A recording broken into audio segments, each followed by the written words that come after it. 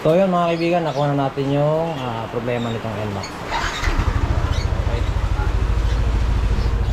So yun lang naman ang naging problema mga kaibigan. Kaya siya nag-stop. Ayan. So maulan na hapon dito sa amin sa garage.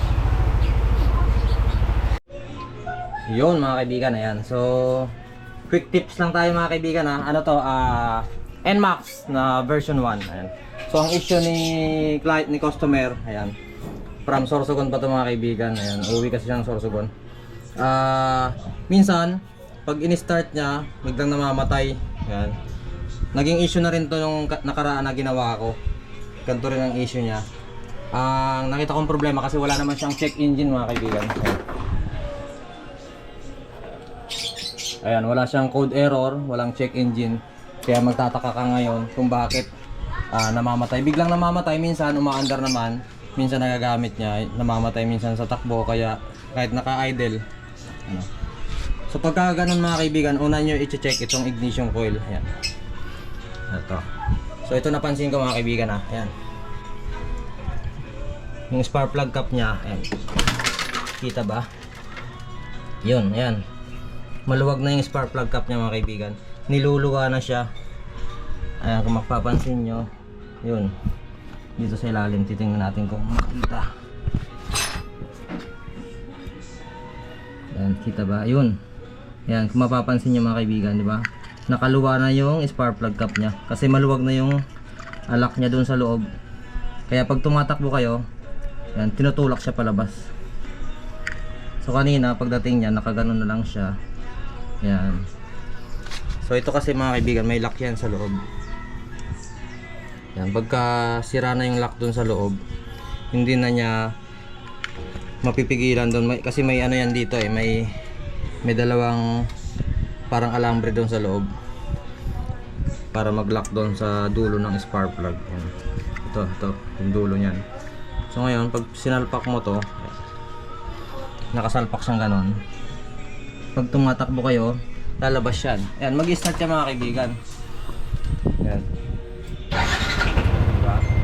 Mag-start siya. Kaso, yung kuryente niya, yan, pag, parang may naririnig kayo, diba? Parang pumipitik siya. Tik-tik-tik-tik yun. Yan, yung kuryente niya, inilalabas na niya. Kaya bigla siyang namamatay.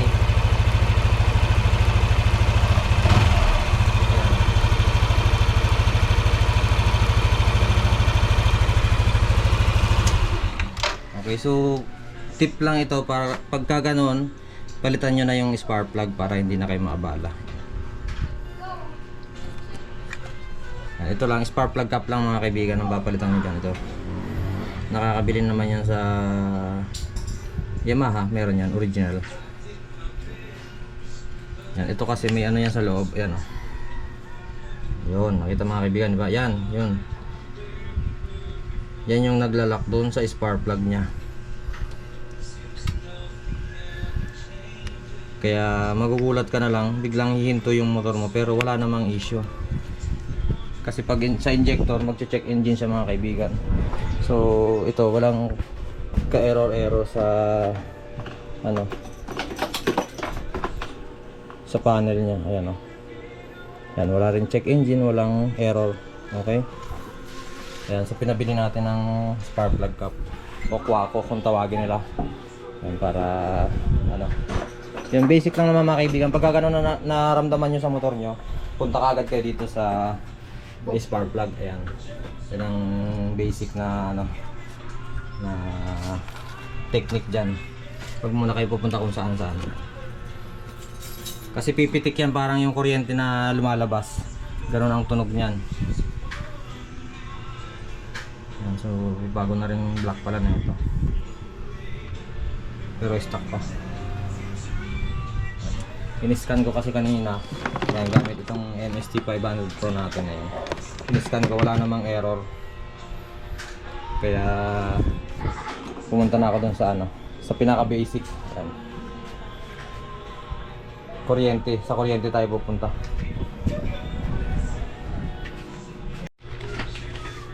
Okay mga kaibigan yan. So nakabili na siya ng bagong spark plug cap. Yan. Original mga kaibigan yan. Genuine. Yan, so ikakabit natin. Yan, ipapakita ko sa inyo yung bago at yung luma. Ayan. Kung makikita nyo, dito tayo sa maliwanag para makita nyo yung pagkakaiba. Ano? Okay? Ayan. Kung mapapansin nyo yan, yung nasa loob na yan, wala na siyang lock. Ayan. So itong bago, i-check natin. Kita natin. Meron pa siyang lock.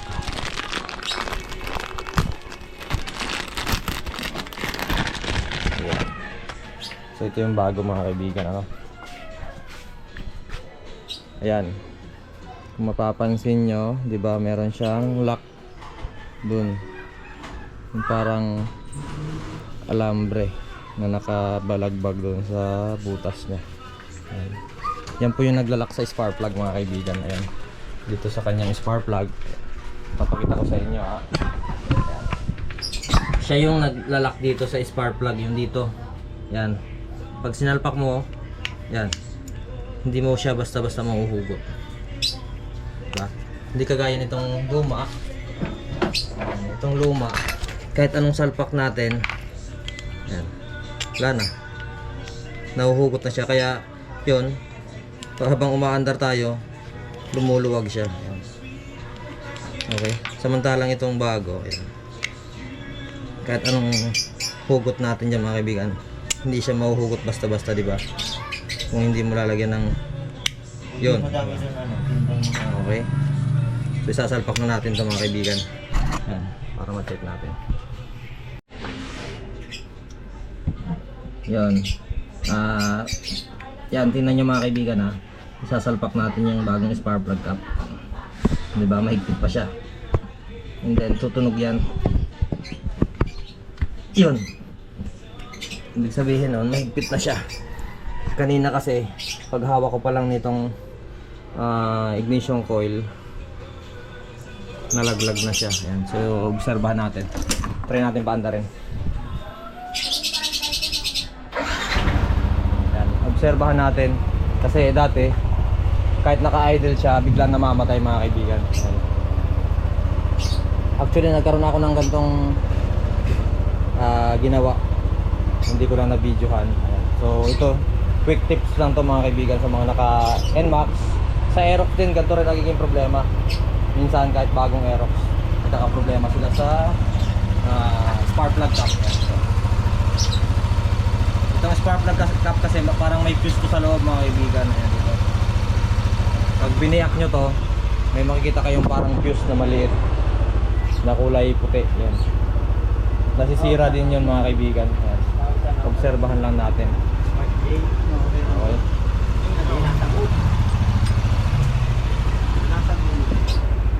Ito na lang yung pumipigil sa spark plug para hindi lumabas. Siyempre pag habang katagalan maandar, lumuluwag din. Balik na natin.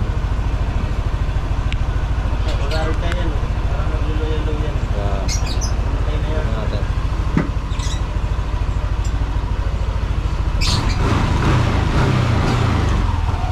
Painitin lang natin kasi minsan daw pag mainit na namamatay na siya ang pusa kahit naka-idle lang na ganyan. So wala na rin tayong naririnig na parang pumipitik na kuryente dun sa may spark plug niya. Kanina kasi parang may lumalabas na kuryente dun. Kaya kinukulang yung supply ng spark plug natin. Nilalabas na dito sa may chassis.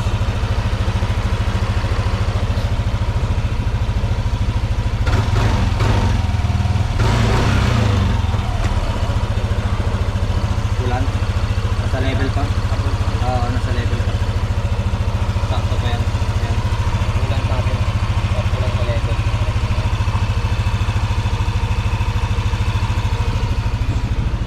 Ayan. Magtataka kasi wala namang error siya eh. Ayan. Ulit natin.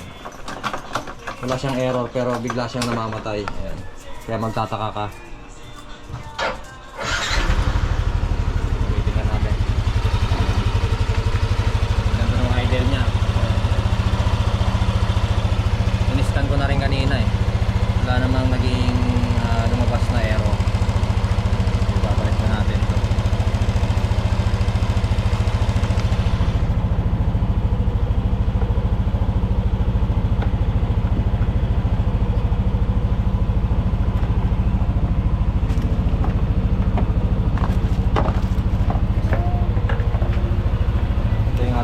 scanner mga kaibigan. MST500 Pro.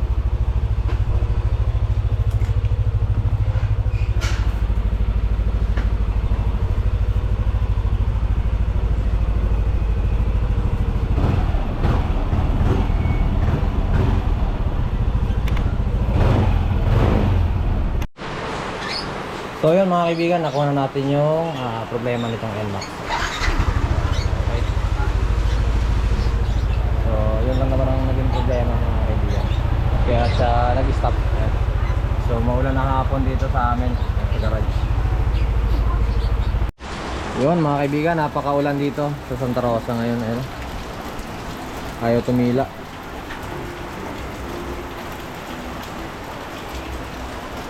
Hapon na, maulan na naman. Ayan. Quick tips lang tayo para dito sa NMAX na version 1. So, basang-basa na naman dito sa ating bodega. Ayan. Okay. This talk Bob ng Bob Works Garage. Say good afternoon and God bless. Bye bye. Thank you. Peace.